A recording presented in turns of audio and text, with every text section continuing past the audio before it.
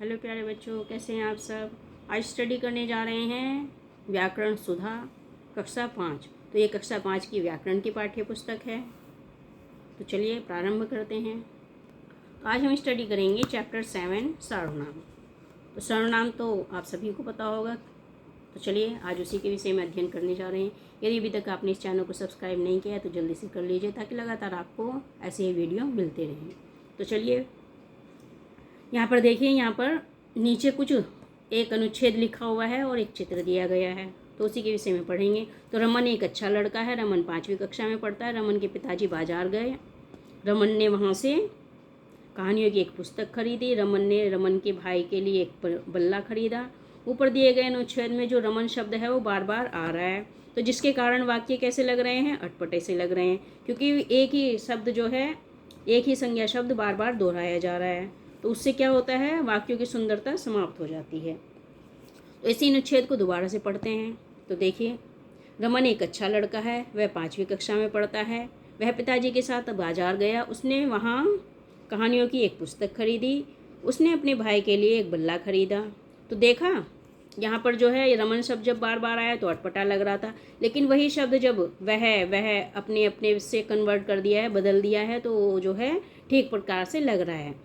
तो यह अनुच्छेद जो है अटपटा नहीं लग रहा है, क्योंकि इसमें रमन शब्द बार बार प्रयोग नहीं हो रहा है। उसके स्थान पर क्या प्रयोग हो रहा है, वह, उसने, अपने। तो इन्हीं को हम क्या कहते हैं, सर्वनाम शब्दों का प्रयोग सर्वनाम कहते हैं। तो हम कह सकते हैं कि जो शब्द संज्ञा के स्थान पर प्रयोग किए जाते हैं उन्हें हम क्या कहते हैं, उन्हें कहते हैं सर्वनाम शब्द। जैसे वह, उसने, अपने। तो यहाँ पर देखिए, यहाँ पे रमन है। रमन क्या है, संज्ञा शब्द है। लेकिन जब रमन बार बार हम एक ही नाम को दोहराएंगे तो वो क्या होगा, अटपटा लगेगा। लेकिन उसी के स्थान पर जब हम संज्ञा सर्वनाम का प्रयोग करेंगे तो वो क्या हो जाएगा, अच्छा लगेगा, अटपटा नहीं लगेगा। तो इसीलिए हम संज्ञा के स्थान पर क्या किसका प्रयोग कर रहे हैं, सर्वनाम का प्रयोग। तो हम कह सकते हैं कि जो शब्द संज्ञा के स्थान पर प्रयोग किए जाते हैं उन्हें हम कहते हैं सर्वनाम। अब चलिए, सर्वनाम तो हमें समझ में आ गया क्या होता है। अब सर्वनाम के भेद जानते हैं। तो सर्वनाम के भेद होते हैं 6। तो देखिए, यहाँ पर सर्वनाम के भेद हैं। तो पहले क्या है सर्वनाम का भेद, पुरुषवाचक सर्वनाम। उसके उपरांत है निश्चयवाचक, फिर है अनिश्चयवाचक, फिर प्रश्नवाचक और फिर संबंधवाचक सर्वनाम।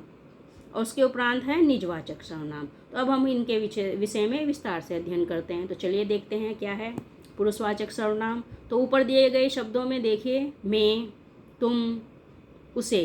तो ये शब्द यूज किए गए हैं। जैसे मैं बाजार जाऊंगी, तुम कहाँ जा रहे हो, उसे भी बुला लो। तो ये शब्द यूज किए गए हैं, इस्तेमाल किए गए हैं। तो हम कह सकते हैं कि जिस सर्वनाम शब्दों का प्रयोग बोलने वाले, सुनने वाले तथा किसी तीसरे में से व्यक्ति के लिए किया जाता है उसी को हम कहते हैं पुरुषवाचक सर्वनाम। समझ में आया बच्चों। पुरुषवाचक सर्वनाम क्या होता है, बोलने वाले के लिए, सुनने वाले के लिए या किसी तीसरे अन्य व्यक्ति के लिए किया जाता है, तो उसको हम कहेंगे पुरुषवाचक सर्वनाम। तो उदाहरण के लिए आप देख लो, पुरुषवाचक सर्वनाम 3 प्रकार के होते हैं। पहला होता है उत्तम पुरुष। तो उत्तम पुरुष कौन होता है, बोलने वाला यानी कि वक्ता। जैसे मैं, मेरा, हम, हमारा। मध्यम पुरुष, सुनने वाला। जैसे कि मैं बोल रही हूँ और दूसरे सुन रहे हैं, तो वो क्या हो जाएगा, सुनने वाला। तो तू, तुम, तेरा, तुम्हारा, आपका, ये हो जाएंगे मध्यम पुरुष। और अन्य पुरुष ये होता है जैसे किसी और के विषय में हम बात कर रहे हैं। अन्य पुरुष यानी कि जिसके विषय में हम बात कर रहे हैं, वो हो जाएंगे यह, ये, वे, वह, वे। तो ये हो जाएंगे हमारे 3 प्रकार के पुरुषवाचक सर्वनाम। अब देखिए, इसमें भी ध्यान देने योग्य बात है। तो यदि किसी वाक्य में उत्तम पुरुष, मध्यम पुरुष और अन्य पुरुष एक साथ कर्ता के स्थान पर प्रयोग होते हैं तो उनका क्रम इस प्रकार से होगा। सबसे पहले मध्यम पुरुष होगा, फिर अन्य पुरुष होगा और फिर उत्तम पुरुष होगा। जैसे तुम मध्यम पुरुष, वह अन्य पुरुष और मैं उत्तम पुरुष एक साथ चलेंगे, साथ में चलेंगे। तो इस प्रकार से इसमें ये ध्यान रखने योग्य बात है। अब है निश्चयवाचक सर्वनाम। तो देखिए, निश्चयवाचक सर्वनाम क्या होती है। यह मेरी गुड़िया है, वह प्रणीत की गेंद है। तो जिन सर्वनाम शब्दों में किसी निश्चित व्यक्ति, वस्तु का पता चले उसे निश्चयवाचक सर्वनाम कहते हैं। यानी कि जहाँ पर निश्चित होना निश्चित है। जैसे यह, वह, ये, वे, इस, उस आदि। तो ये क्या है, ये उदाहरण है निश्चयवाचक सर्वनाम के।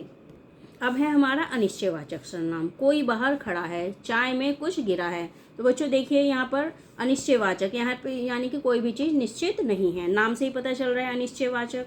तो कोई बाहर खड़ा है, चाय में कुछ गिरा है। तो बच्चों देखिए, यहाँ पर अनिश्चयवाचक, यानी कि कोई भी चीज़ निश्चित नहीं है। नाम से ही पता चल रहा है अनिश्चयवाचक। तो कोई बाहर खड़ा है और कुछ गिर गया है, यानी कि पता नहीं है। तो कोई बाहर खड़ा है और कुछ गिर गया है, यानी कि पता नहीं है। तो जिन सर्वनाम शब्दों का प्रयोग किसी अनिश्चित प्राणी या वस्तु के लिए किया जाता है उन्हीं को हम क्या कहते हैं, अनिश्चयवाचक सर्वनाम। उदाहरण के लिए किसने, किसका आदि।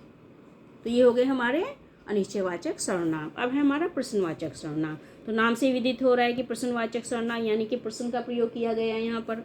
तो देखिए, तुम कहाँ जा रहे हो, तुम्हारे हाथ में क्या है। तो देखिए, जिन सर्वनाम शब्दों का प्रयोग प्रश्न पूछने के लिए किया जाता है वही क्या कहलाते हैं, वही कहलाते हैं हमारे प्रश्नवाचक सर्वनाम। जैसे कौन, किसे, कहाँ, किसका आदि। तो जब हम किसी से प्रश्न पूछते हैं, तुम क्या कर रहे हो, तुम क्या खा रहे हो, तुम कहाँ जा रहे हो, तो उसी में होता है हमारा प्रश्नवाचक सर्वनाम। यानी कि कहाँ, क्या, कौन, ये सब जो है वो किस में आते हैं, वो किसके अंतर्गत आते हैं, वो आते हैं हमारे प्रश्नवाचक सर्वनाम के अंतर्गत। अब है संबंधवाचक सर्वनाम। तो संबंधवाचक सर्वनाम देखिए क्या से होता है, जैसा बोओगे वैसा काटोगे। तो दोनों में एक दूसरे का संबंध जुड़ा है। जिसका नाम पुकारा जाए उसे ही आना चाहिए। तो यहाँ पर भी संबंध जुड़ा हुआ है, जिसका से उसे का संबंध जुड़ा हुआ है। तो जो सर्वनाम शब्द वाक्य में आए दूसरे संज्ञा या सर्वनाम संबंध शब्दों से संबंध बताते हैं उन्हें हम क्या कहते हैं, उन्हें कहते हैं संबंधवाचक सर्वनाम। जैसे जो सो, जहाँ वहाँ, जिसने उसने, जिसका उसका। तो ये क्या है, एक दूसरे के साथ इनका संबंध जुड़ा होता है। यानी कि उस वाक्य में ये दोनों ही आएंगे, तभी वो क्या होगा, तभी वो हो जाएगा हमारा संबंधवाचक सर्वनाम। तो चलिए आगे बढ़ते हैं। अब है हमारा निजवाचक सर्वनाम। तो बच्चों, निजवाचक सर्वनाम क्या होता है, यह चित्र मैंने स्वयं बनाया है। तो यहाँ पर देखिए, ये बच्चा कह रहा है यह चित्र मैंने स्वयं बनाया है। नेहा अपने आप पढ़ लेगी। तो नेहा कैसे पढ़ लेगी, नेहा अपने आप पढ़ लेगी। तो इसी को हम कहते हैं निजवाचक। तो जिन शब्दों का प्रयोग कर्ता अपने लिए करता है, यानी कि जो आप अपने लिए कर रहे हो, स्वयं के लिए कर रहे हो, तो उसी को हम कहते हैं, तो उन्हें निजवाचक सर्वनाम कहते हैं। जैसे खुद, स्वयं, अपने आप आदि। तो ये सब क्या है, यही हमारे निजवाचक सर्वनाम है। तो देखिए, तो ये तो हो गए हमारे सर्वनाम के भेद। तो अब देखिए सर्वनाम संबंधी विशेष बातें क्या होती हैं। तो सर्वनाम पर लिंग का प्रभाव नहीं पड़ता, यानी कि चाहे वो स्त्रीलिंग हो, पुल्लिंग हो, एक समान उसके रूप चलते हैं, एक समान ही चलता है। सर्वनाम शब्द वचन और कारक के प्रभाव से रूप बदलते हैं, यानी कि जैसे जैसे वचन होगा, जैसे जैसे कारक होगा, वैसे ही सर्वनाम का रूप भी बदल जाएगा। आप और हम का प्रयोग एक वचन में आदर के लिए किया जाता है, यानी कि जब हम बड़ों के लिए प्रयोग करते हैं तो आप और हम का प्रयोग होता है, लेकिन ये बहुवचन है, लेकिन हम इनका प्रयोग कैसे करते हैं, एक वचन में करते हैं। यह, वह, मैं, तू, आप, कोई, क्या, कुछ, ये, जो, ये 10 मूल सर्वनाम है, यानी कि इन्हीं से ही अन्य सर्वनाम बनते हैं। तो आशा करती हूँ पाठ आपको अच्छे से समझ में आ गया होगा। यदि समझ में आए तो चैनल को सब्सक्राइब कीजिए, लाइक और शेयर कीजिए, ताकि लगातार आपको इसी प्रकार से आगे के पाठ मिलते रहें। और thanks for watching this video.